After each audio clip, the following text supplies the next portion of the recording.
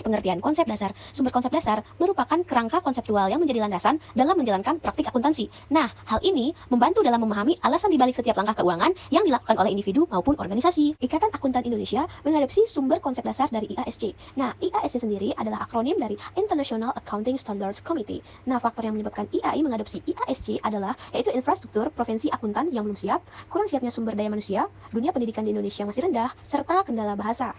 Di sini adalah pendapat para ahli yang sudah terlampir. Di sini ada 5 konsep dasar. Yang pertama, kesatuan usaha. Yang kedua, batas kesatuan. Yang ketiga, pengertian ekuitas. Yang keempat, pengertian pendapatan. Dan yang kelima, pengertian biaya. Sistem berpasangan. Sistem berpasangan atau double entry ini merupakan konsekuensi logis atau turunan dari konsep kesatuan usaha. Persamaan akuntansi yaitu penyusunan statement keuangan yang dilakukan dengan cepat, dan sistem akuntansi atau buku besar ini harus diorganisasi atas dasar persamaan akuntansi. Kemudian artikulasi. Artikulasi ini sebenarnya merupakan turunan atau konsekuensi dari konsep kesatuan usaha.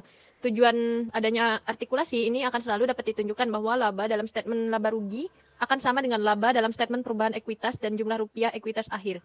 Nah, akibat artikulasi, laporan laba rugi ini semata-mata merupakan sarana untuk melaporkan perubahan bersih aset dan kewajiban atau aset bersih. Kemudian ada kontinuitas usaha.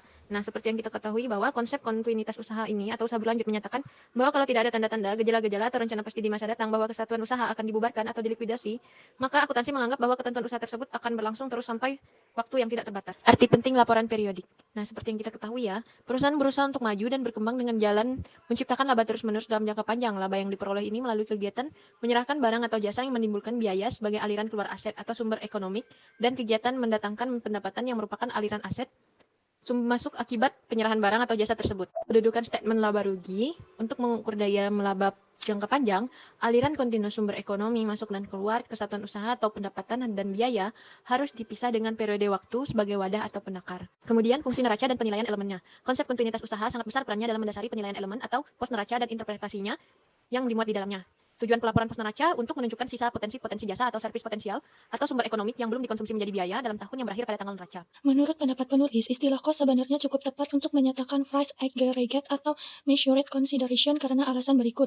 Yang pertama dari segi penjual, yang kedua dari segi pembeli. Cost adalah istilah serapan, bukan terjemahan istilah cost itu sendiri. Karena cost dapat istilah cost sebagai bahan olah akuntansi. Berikut beberapa konsep dasar, yaitu jasa di balik cost, keterbatasan informasi akuntansi, cost melekat saat pengakuan nilai tambah.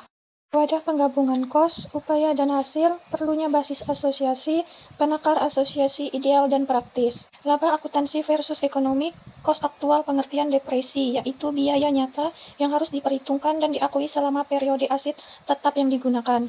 Nah, dalam upaya dan hasil juga ada yang namanya kapasitas menganggur, pos-pos luar biasa. Dalam pos-pos luar biasa terdapat dua bagian. Bagian pertama itu untung luar biasa, dan yang kedua rugi luar biasa. Selanjutnya ada objektivitas bukti, objektivitas relatif, objektivitas, dan keterverifikasian jangka panjang. Sumber dasar teori akuntansi juga ada yang namanya asumsi. Asumsi ini dibagi menjadi 5 bagian. Bagian pertama itu kontinuitas usaha, terus ada periode 1 tahun, ada cost sebagai bahan olah, ada daya beli yang stabil, dan yang terakhir itu tujuan mencari laba. Nah, selain itu juga ada yang namanya substansi daripada bentuk. Nah, substansi daripada bentuk ini terbagi menjadi 5 poin penting, teman-teman. Poin yang pertama itu pengakuan hak milik pribadi, ada juga yang namanya keanekaragaman akuntansi antar entitas, ada konservatisme, ada pengendalian internal yang menjamin keterandalan data, dan yang terakhir itu ada yang namanya manfaat konsep dasar.